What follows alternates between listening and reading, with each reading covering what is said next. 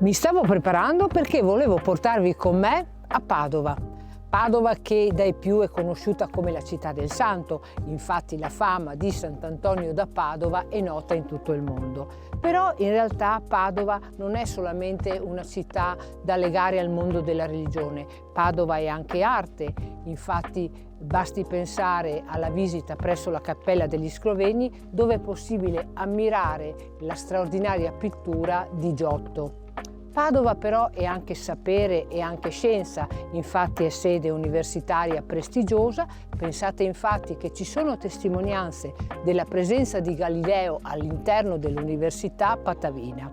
Padova quindi non è solamente questo, Padova è anche storia, Padova è arte, Padova è cultura e Padova è una città da vivere e da ammirare, passeggiando nel maestoso Prato della Valle dove è possibile vedere e ammirare le statue di figure rappresentative del mondo della cultura e dell'arte.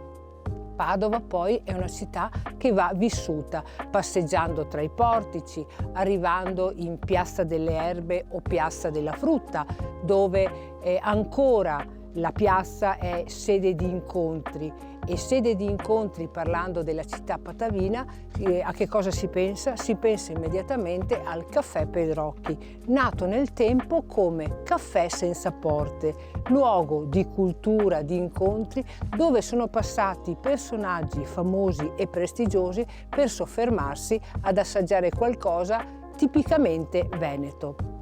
Ci sono tantissime altre cose da visitare all'interno della città padovana.